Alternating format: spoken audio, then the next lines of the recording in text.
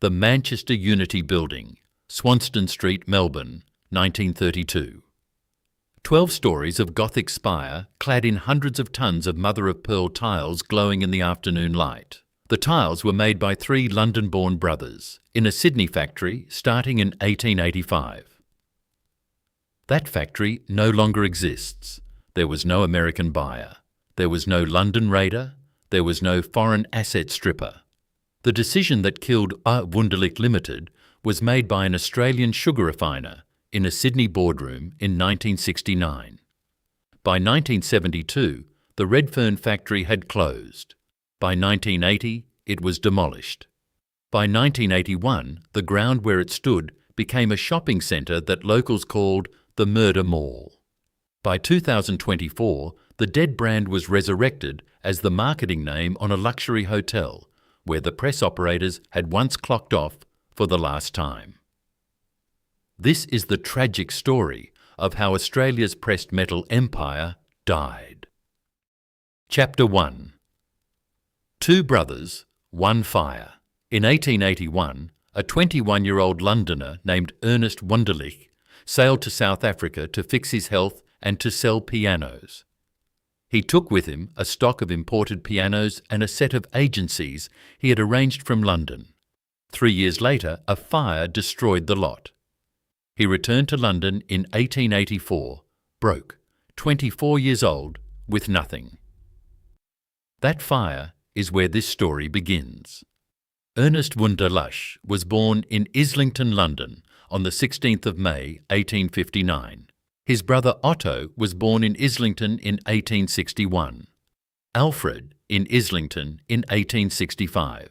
3 London-born sons of a London clerk turned indigo merchant named Charles Frederick Wunderlich and a German mother named Caroline Schmedes.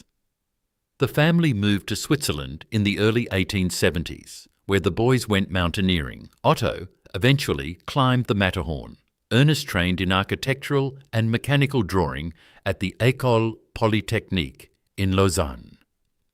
Ernest came back to London from his South African fire with nothing but a wife to find.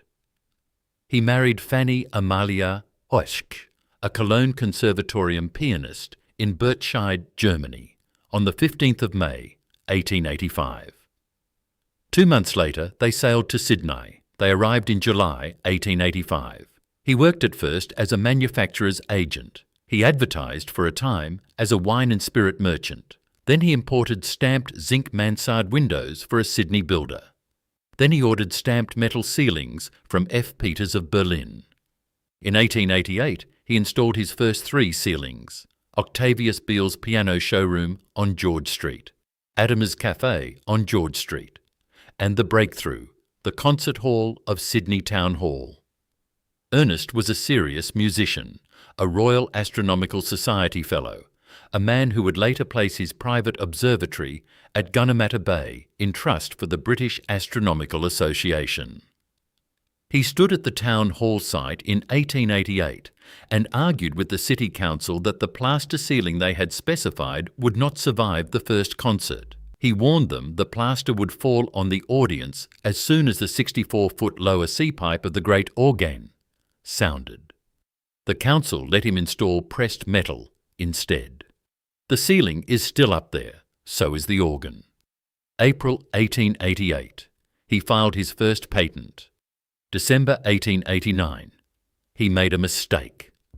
He sold the patent to a Melbourne furniture firm called W.H. Rock, and Combie Rock set up a ceiling factory at Baptist Street, Redfern. Ernest managed the Melbourne branch. Alfred, who had joined the business in 1887, managed Sydney. In late 1892, Rocker's Sydney branch went insolvent. The brothers raced to buy back their own patents before the receivers got to them. They raised £10,000. They formed the Wunderlich Patent Ceiling and Roofing Company. They took over the Baptist Street site that would still bear their name 80 years later. They nearly lost the empire before it began. Otto, the doctor, the brother who had qualified as a physician at St. Bartholomew's Hospital in London, arrived in Sydney in 1900 to professionalise the costing and the manufacturing. The 3 Wunderlichs were now in Australia. Chapter 2. The Libel Suit. August 1914. War with Germany. In Sydney, the surname Wunderlich became, overnight, a liability. The brothers were British subjects. They had been born in London. They had grown up in Switzerland, speaking English, French and German. Their factories had spent 26 years employing Australian workers and supplying Australian buildings. None of that mattered. Their surname sounded German. By 1915, Sydney German clubs were being raided, German-owned shops boycotted, and the federal government was interning German-born men at Holsworthy and Trial Bay. A Sydney magazine accused the brothers, in print, of being born in Germany. The brothers did something extraordinary. They sued. Their solicitors, the Sydney firm of Allen and Hemsley, a name that will appear again in this channel's videos, reproduced the brothers' London birth certificates in a printed booklet. The booklet was filed as legal evidence. The case went to court. The brothers won. That booklet still exists. It sits today in the Powerhouse Museum collection in Sydney. The lawyer's record of 3 British births used as a weapon against an Australian magazine during a war with Germany to defend a Sydney factory. Read that again. They went to court to prove they were not German, and they won. The court case was not the only consequence of the war. The First World War cut off imported steel from Britain and imported tiles from Marseille. Wunderlich had been the principal importer of Marseille roof tiles in Australia for 22 years. The cargoes stopped. The brothers pivoted. In 1916, they opened their own Australian tileries at Rosehill, west of Sydney, and at Brunswick in Melbourne. In 1919, a third tilery opened at Edwardstown in Adelaide. The Red Federation roof tile, the one you still see on every 19th century Sydney and Melbourne terrace, became from that point on a Wunderlich product.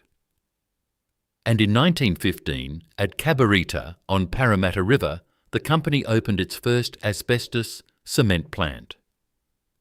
They branded the product Durabestos. They mined the asbestos themselves from leases at Beaconsfield in Tasmania and Baraba in New South Wales. This is the seed. The poison that will kill workers and neighbours 60 years from now was first installed during the same war the brothers fought to keep their British name. In June 1908, the firm had been restructured as Wunderlich Limited, with £200,000 of nominal capital. The Melbourne board included William Beaulieu, the same Beaulieu family the channel will return to in future episodes, and the lawyer-businessman Theodore Fink. The 3 brothers were appointed directors for life. That same year, 1908, the company introduced a 44-hour working week without a pay reduction. 6 years later, in 1914, a profit-sharing scheme. Long service, paternalism, quality work. The Wunderlichs walked the red fern floor. For a while, it would be enough. Chapter 3. The firm that re-roofed Australia. By the late 1920s, Wunderlich was the most important architectural manufacturer in Australia. The catalogue ran to hundreds of pages. Pressed metal ceiling panels in Art Nouveau, Federation and Art Deco patterns, cast metal frieze tiles, stamped metal cornices and dados, roof tiles in 15 different profiles. Architectural terracotta, glazed faience tiles in mother-of-pearl and buff and off-white. Cast metal honour boards for schools and town halls, the accumulated tooling of 40 years of pattern making. The dominance numbers are these. By 1914, the company had imported 110 cargoes of Marseille tiles into Australia, totalling 75 million tiles. After the war, it built its own tile factories at Rosehill, at Brunswick, at Vermont, at Edwardstown, at Sunshine in Western Melbourne and at Gaythorne in Brisbane. The headquarters and metalworks ran out of a single site at Baptist Street, Redfern, on the old John Baptist nursery land. The architectural terracotta and faience came out of Sunshine. Durabestos came out of Cabarita. There were branches in every state. There was a branch in Wellington, New Zealand. The 1899 Wunderlich catalogue listed an enormous reference list of completed work. 15 hospitals and asylums with Wunderlich ceilings. 14 law courts. 11 public offices. 8 theatres. 27 insurance and commercial buildings. 35 warehouses. 11 municipal buildings. 11 museums and libraries. 9 churches. 20 banks. 41 hotels. Over 150 private residences. And that was only the first decade of business. The Heritage Council of Victoria, in its register listing for the Vermont works, put it simply: Wunderlich literally changed the appearance of southern Australian suburbs.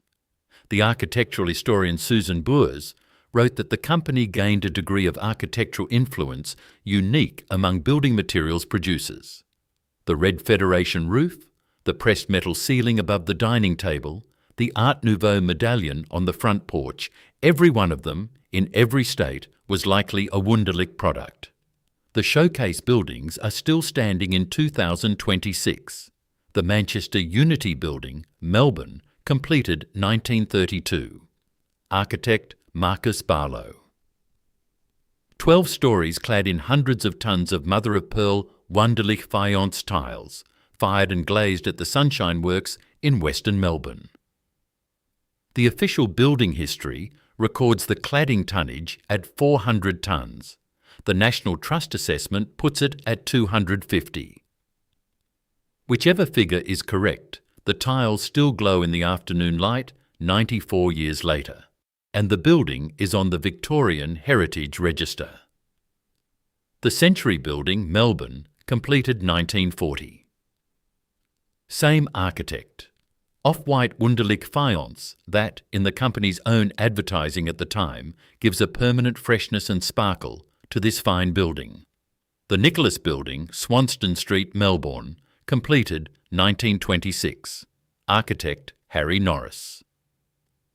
Imitation granite terracotta, also manufactured at Sunshine, the Government Savings Bank in Martin Place, Sydney. The ceilings of more than 120 glazed terracotta buildings constructed between 1916 and 1941. The majority of them Wunderlich supplied. Federation pubs, country town halls, suburban post offices, banks, churches, theatres and warehouses across every Australian state. If you grew up in a Federation-era house in Sydney or Melbourne, the roof, the ceiling and the pressed metal medallion above your front porch were probably all Wunderlich. You just didn't know the name. That, in the end, was the problem. Chapter 4, 554 Names. By 1939, the brothers were old men. Ernest was 80, Otto was 78, Alfred was 74, and a Second World War was coming. When it arrived, the Wunderlich tileries closed. The kilns went cold. The Durabestos plants slowed. Every piece of plant the company owned that could be turned to munitions was. The 1946 brochure the company published to mark the end of the war lists what the metalworks made for the war effort. 600 engine cowlings for the Commonwealth Aircraft Corporation Wirraway, Australia's wartime trainer and combat aircraft.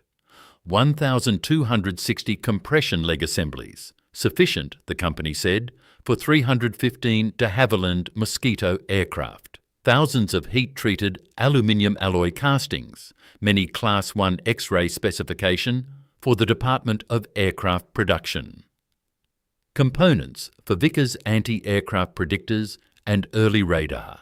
For the Royal Australian Navy, steel projectile boxes, ready-use lockers, chrome-plated copper wash basin sets for coastal defence vessels. For the United States Navy in the South Pacific, 2,000 clothes lockers. For the US Forces, heavy-duty corrugated metal cans and metal funeral caskets manufactured to American design. But the production numbers are not the strongest beat in this chapter. The strongest beat is sitting today in the Australian War Memorial in Canberra. When the war ended, Wunderlich did what it had done after the First War, what it had been doing professionally since 1918. It manufactured honour boards.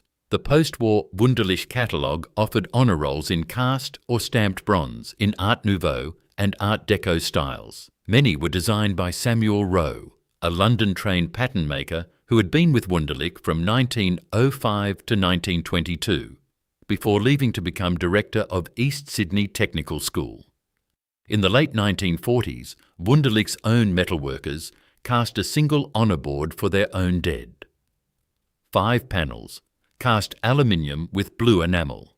The crests of the Army, Navy and Air Force on the centre panel. The dedication. In honour of the employees of Wunderlich Limited, who served in the World War 1939–45, 554 names.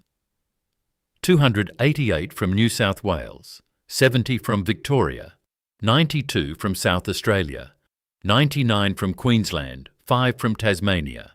18 of them are marked with a cross, made the supreme sacrifice. The New South Wales 9, Cormac, Gomes, Johnston, Lang, Lopez, Romey, Smith, Tolhurst, Tracy.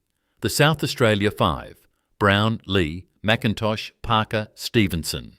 The Queensland 3, Briggs, Dittman, Parkinson. 18 Wunderlich employees who never came home. One of them, on the New South Wales panel, can be named in full. Lance Corporal H. Tolhurst, service number NX2 1781, Royal Australian Air Force, 112th Mobile Fighter Control Unit. Also commemorated on the Wagga Wagga Honour Roll and Eternal Flame Memorial. A Wunderlich employee who put down his tools, enlisted and did not come back to the Redfern presses he had left. And in the Victorian column, near the bottom, an uncrossed name, Wunderlich, R. That is Robert Wunderlich, grandson of the founder Ernest. The third generation of the family that had been called German by a Sydney magazine, in uniform for Australia. Read that again.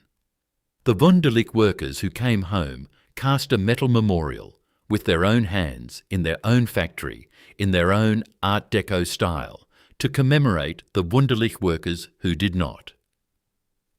The roll itself, made by Wunderlich, naming Wunderlich dead. The founder's grandson on the same panel. That board is catalogued today in the Australian War Memorial Collection as item C107478.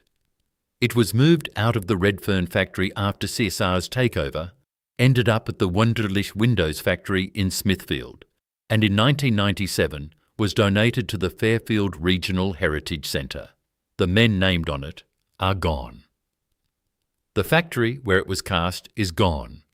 The honour board is still there. Chapter 5. The Aboriginal Mine.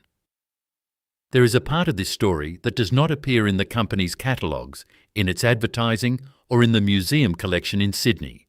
In 1940, 5 years before the war ended, 25 years after the Cabarita Durabestos plant first opened, Wunderlich formed a subsidiary called Asbestos Mines Proprietary Limited. The purpose was to give the company its own source of chrysotile, white asbestos, to feed the Durabestos factories at Cabarita in Sydney and Sunshine in Melbourne. The mine they opened was at Burial Gill, near Grafton, on the Upper Clarence River in northern New South Wales. The land was Aboriginal country. The Bundjalung people had lived on it for thousands of years. In 1944, the mine became a 50-50 joint venture with James Hardie. The House of Representatives Standing Committee on Aboriginal Affairs investigated Bariolgil in 1984.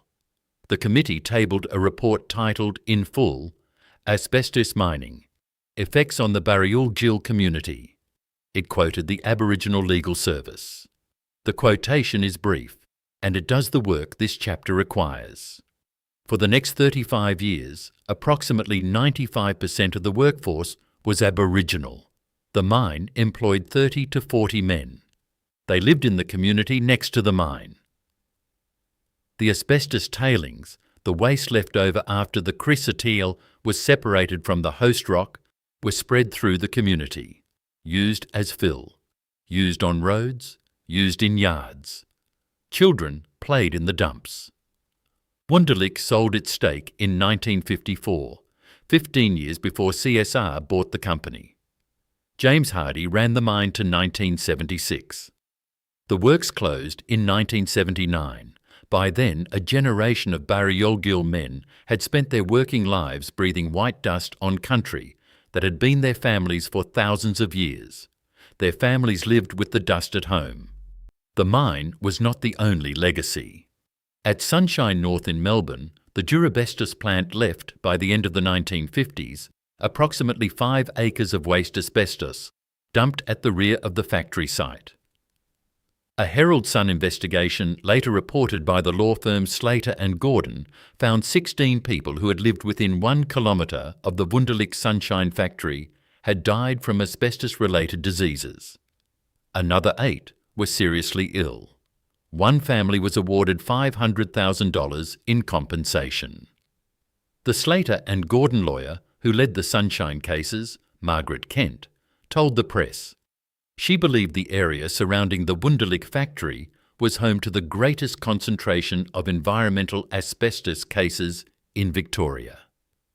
At Gaythorne in Brisbane, the Wunderlich and then James Hardy factory closed in 1983. By 2014, Queensland Health had confirmed 8 men living within a 1.5 kilometre radius of the gate had been diagnosed with mesothelioma. 8 men, 1 factory, 1 diagnosis, within walking distance of the gate. The pressed metal ceilings and the red Federation tiles are not the only thing the company left behind. Chapter 6. The Sugar Company. The brothers were dead by the time the buyer arrived. Ernest died at his home in Bondi Junction on 11 April 1945, 4 weeks before VE Day, and was cremated without a service. Otto died in 1951. Alfred lived to 12 July 1966, dying at his Centennial Park home at the age of 101, and going regularly to the Redfern Works, the family biography records, until almost the end. 3 years later, the buyer walked in. In 1969, the exact month, the exact financial terms, and whether the Wunderlich board recommended acceptance are not on the open public record we could verify. The Colonial Sugar Refining Company Limited, CSR, acquired Wunderlich Limited. The acquirer was Australia's sugar monopolist, founded in 1855 by a Danish-born banker named Edward Knox. By the late 1960s, with its sugar margins under structural pressure and the British accession to the European Economic Community threatening the imperial sugar agreements that had underwritten CSR's exports, the company was diversifying urgently. It had bought Bradford Insulation in 1959. It had bought half of Ready Mixed Concrete in 1965. Wunderlich, with its tile factories and its asbestos plants and its metalworks across 4 states, was the next logical purchase. The managing director was Sir James Vernon. He had joined CSSR as a junior chemist in 1928, been appointed chief chemist by 1938, and become managing director by the early 1960s. He never left. He was an OBE in 1960, a CBE in 1962, a night bachelor in 1965, and a companion of the Order of Australia in 1980. He handed the managing directorship to Sir Ronald Gordon Jackson in June 1972 and stayed on the CSR board until 1982. He outlived the Wunderlich brand on the Australian Stock Exchange by 12 years. Why Wunderlich agreed to be acquired, whether the family directors recommended the sale, whether the bid was generous or merely sufficient, those answers are in the CSR annual report at the Noel Butlin Archives at the Australian National University, and not in the public domain we could verify before this script. What is in the public domain is what came next. On 1 April 1970, 85 years after Ernest stepped off the ship in Sydney, Wunderlich Limited was delisted from the Australian Stock Exchange. The company that had been founded twice, that had built its factories during one World War and its munitions during the next, that had survived anti-German hysteria, the Great Depression, and the disappearance of the pressed metal ceiling as a domestic fashion, no longer existed as an independent entity.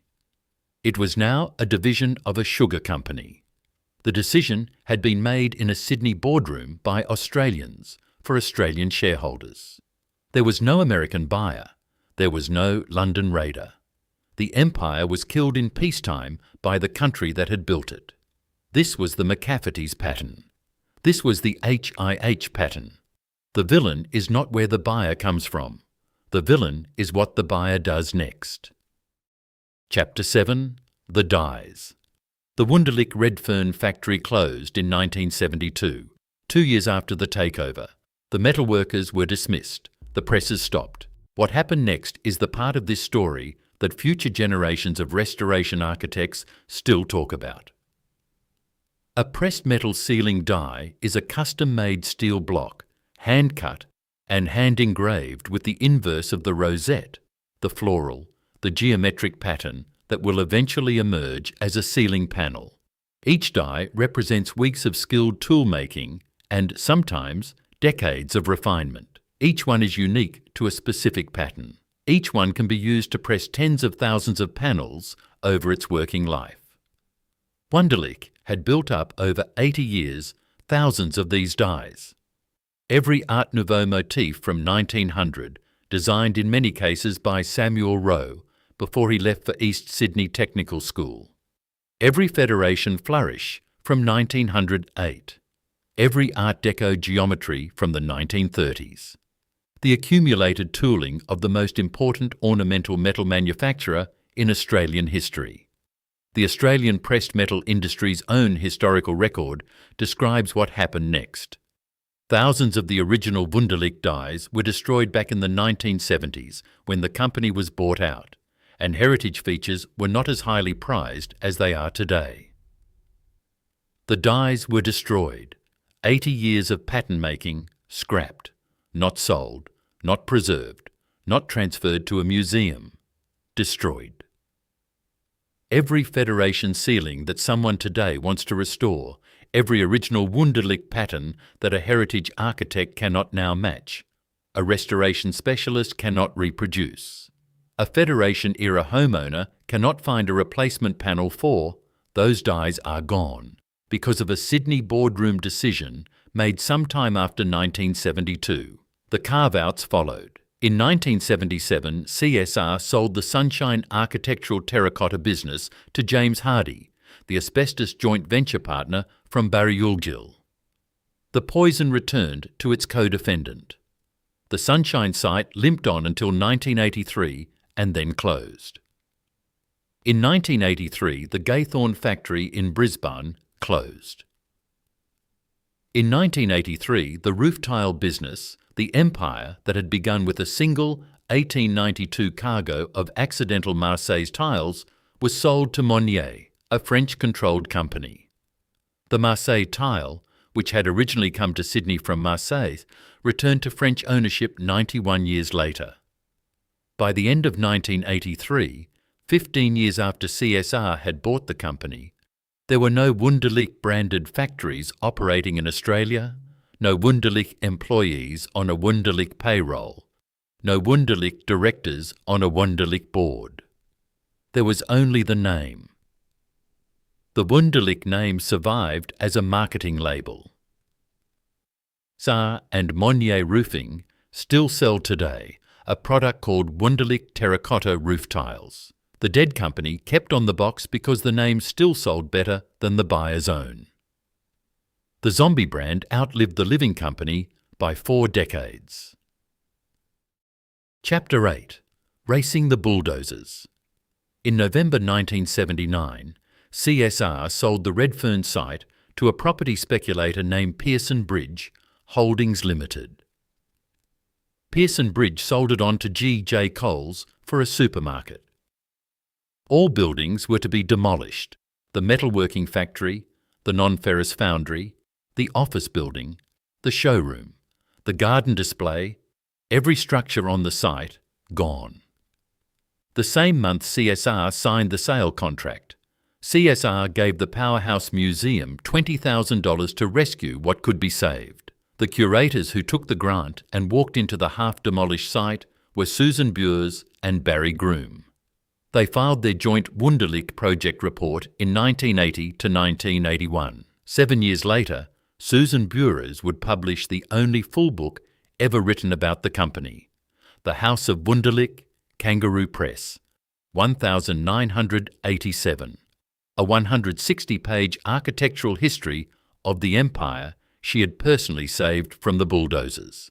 They were racing two clocks, the bulldozers and the looters. The museum's own collection notes record that objects were being stolen from the demolition site on a nightly basis. Heritage pressed metal panels and terracotta wall medallions, anything portable enough to lift in the dark and valuable enough to fence, were taken. The list of what the Powerhouse saved is in the museum collection today. A framed photograph taken around 1910 of Otto, Ernest and Alfred Wunderlich, the Articles of Association from 1908 to 1927, the original 1914 profit-sharing booklet, a 1964 Wunderlich Toastmasters Club certificate, pressed metal ceiling panels with their Art Nouveau borders intact, terracotta wall medallions with cast initials of long-dead sunshine craftsmen, the solicitor's booklet of London birth certificates, the same booklet that had won the 1914 libel case 66 years earlier. What they could not save is the longer list. The dies, the original technical drawings, the pattern books, the internal Redfern records, the pay books, the names of the men on the presses, the records of who had served in the Second World War, beyond what was on the cast aluminium honour board, the minutes of board meetings going back to 1892, the original town hall correspondence about the 64-foot lower sea organ pipe, 80 years of company memory, swept off the floor and dumped into landfill. For decades, factory workers across Sydney's inner southern suburbs would tell their grandchildren that they had worked at the Wunderlich. Most of those grandchildren do not know that the name even existed as a company. The men who had stood at the presses are gone. The names of the men they replaced are gone. By the end of 1980, the Redfern factory was rubble. By 1981, a Coles supermarket, a Bloom's the chemist, and a Surrey Hills post office had opened on the same ground. The new building was officially named the Redfern Mall. It was an unremarkable single-storey 1980s shopping centre, with brown brick cladding and a concrete forecourt, designed to compete with the larger Westfield malls then opening across Sydney. The address of the new mall was 393 Cleveland Street, Surrey Hills, on the corner of Cleveland and Baptist Streets. The same address the brothers had bought back from W.H. Rock in 1892. The same address Ernest Wunderlich had walked into when he was 33 years old. Chapter 9. The Murder Mall. The Redfern Mall opened to little fanfare in 1981. In 1988, it was renamed the Surrey Hills Shopping Village because Surrey Hills had become the more fashionable postcode, even though the actual address was technically Redfern. A name change for marketing reasons. The brothers would have understood. Through the 1990s and the 2000s, the mall hollowed out. The shops closed one by one. The remaining tenants were a Coles, a Bloom's the chemist, a fishmonger and the Surrey Hills post office. The clientele shifted. The reputation shifted. By the 2010s, two unofficial nicknames had attached to the building. The first was the Methadone Mall, because of the proximity of the methadone clinic on Cleveland Street. The second was the Murder Mall. Time Out Sydney, in 2018, called it the dilapidated shopping centre on the corner of Cleveland and Baptist Streets. Concrete Playground in 2015 referred to it as locally known as the Murder Mall or the Methadone Mall due to its reputation as a destination for questionable characters. The Sydney Morning Herald used the phrase. So did Doman. So did, eventually, the developer who bought it. The developer was a Sydney property group called Toga. The CEO of Toga Development and Construction, Fabrizio Perilli, was interviewed by Domain in 2017 about the site he had just acquired. His verbatim words, "We are looking at getting rid of that tagline that exists today, and which we didn't know about until we had bought the site." The Murdoch Mall closed for the last time on 10 January 2021. Demolition began later that year. The new development opened in November 2024. The architects were SJB and Studio Prineus. The investment was approximately $500 million. The retail and dining precinct comprises 30 businesses across a network of laneways linking Cleveland Street to Marriott Street. The anchor tenant is a 102-room boutique hotel called the Eve Hotel Sydney, with a rooftop infinity pool overlooking the city. The precinct is named Wunderlich Lane. The managing director of Toga Group, Alan Vidor, said the name pays homage to the original Wunderlich Limited factory. The brand that the sugar company had killed in 1969, the dyes that had been destroyed in the 70s, the factory that had been demolished in 1980, the shopping mall that had stood on the rubble for 40 years. That name is now a hotel marquee. The press operators who clocked off for the last time in 1972 worked on the ground where guests now pay $400 a night to sleep. The locals pronounce it Wunderlich. Most of them do not know the lane is named for a real family. Chapter 10. What Remains, What is Gone. What remains of Wunderlich in 2026 is a list of buildings and a list of artefacts. The buildings still stand. The Manchester Unity, Swanston Street, Melbourne. The Century Building, Melbourne. The Nicholas Building, Swanston Street. The Sydney Town Hall ceiling, with the great organ still pointed at the pressed metal Ernest argued for in 1888. The Vermont Tile Works at Mitcham Road, Melbourne, on the Victorian Heritage Register, with a downdraft kiln described by the Heritage Assessment as the earliest known survivor of its type in the state. The Gaythorne Factory gateposts in Brisbane, heritage listed, although the factory buildings themselves were excluded from the listing because they contained too much asbestos to preserve safely. And the roofs. Every Federation-era house in Sydney, Melbourne, Adelaide, Brisbane and Perth with a red Marseille pattern tile roof. Every Art Nouveau ceiling above a Federation dining room.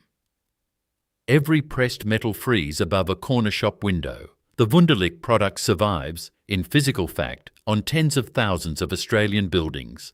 The company never knew it was building. Their tiles outlived their patents. Their ceilings outlived their factory. Their faience outlived their family name in corporate Australia. The artefacts are at the Powerhouse Museum, the 1910 photograph of the three brothers in stiff collars. The 1908 Articles of Association. The 1914 Profit-Sharing Booklet. The Solicitor's London Birth Certificate booklet framed in glass. The Toastmasters Club certificate. A single glazed terracotta lion's head cast in 1928 for the facade of the Government Savings Bank in Martin Place. Salvaged from the demolition by Susan Bures in 1980. And the honour board with 554 names in the Australian War Memorial, Canberra. What is gone is harder to list. The deers, the drawings, the patents drawer, the internal Red Fern records, the paybooks, the names of the men on the presses, the Wunderlich family from Australian corporate life. There is no Wunderlich on the board of any listed Australian company in 2026. And, in February 2024, the buyer that swallowed them was itself swallowed. The Saint-Gobain Group of France announced on 26 February 2024 a binding agreement to acquire CSR Limited for $9 per share, an enterprise value of 4.5 billion Australian dollars, a 33% premium over the one-month volume weighted average price. The deal completed on 9 July 2024. CSR Limited, the Sydney company that bought Wunderlich in 1969, that closed Redfern in 1972, that destroyed the dyes, that sold Sunshine to James Hardie, that sold the tile business to French-controlled Monnier in 1983, was acquired by a French multinational for $4.5 billion in 2024. The Marseille tiles came back as a takeover. The company that had killed the empire was killed in turn by the same continental capital it had once profited from disrupting. Chapter 11. 3 lessons. 3 lessons remain from the story of the House of Wunderlich. Lesson 1. A name can outlive its makers. Ernest Wunderlich died in 1945, Otto in 1951, Alfred in 1966. 3 years after the last founder died, a sugar company swallowed the empire they had built. 54 years after that, a property developer named a luxury hotel after them. The brand kept earning long after the family stopped speaking for it. CSR knew this. Saint-Gobain knows it now. Monnier still puts the word Wunderlich on the box of every terracotta tile. The makers are gone. The name is for sale. Lesson 2. Foreign consolidation is not the only villain. CSR was an Australian company, founded in Sydney in 1855, listed on the Australian Stock Exchange, managed from a Sydney office, run by knighted Australian executives. CSR closed Redfern. CSR sold Sunshine. CSR destroyed the dyes. CSR bulldozed the 80-year-old Baptist Street factory and replaced it with a suburban mall. If you have watched our McCafferty's video, you know what an Australian board can do to an Australian name. If you have watched our HIH video, you know what a Sydney boardroom can do to a Sydney company. The Wunderlich pattern is the same pattern. The villain is not where the buyer comes from. The villain is what the buyer does next. Lesson 3. The poison outlives the patent. The pressed metal ceiling died in the 1950s. The terracotta tile factories died in 1983. The asbestos plants died in 1983. The dyes were destroyed in the 1970s. The patent books are landfill. The asbestos is not gone. It is in the roofs and walls of houses built between 1915 and 1980. It is in the ground at Burial Gill, where the Aboriginal mine workforce spent their lives breathing white dust. It is in the soil of Sunshine North in Melbourne, where Margaret Kent's clients have died in numbers no Sydney boardroom has ever published. It is in the lungs of 8 men around the old Gaythorne gateposts in Brisbane.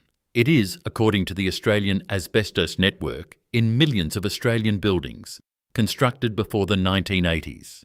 The thing you build can finish you long after you finish building it. Ernest Wunderlich arrived in Sydney in July 1885 with nothing but his wife and a fire-destroyed shipment of pianos behind him. He installed 3 ceilings in 1888, a piano showroom, a cafe and a town hall. He died in 1945. Cremated without a service. The factory he built outlived him by 27 years. The dyes he commissioned outlived the factory by no more than a decade. The company that bought him outlived the factory by 28 years before it too was swallowed by a French multinational that predated his birth.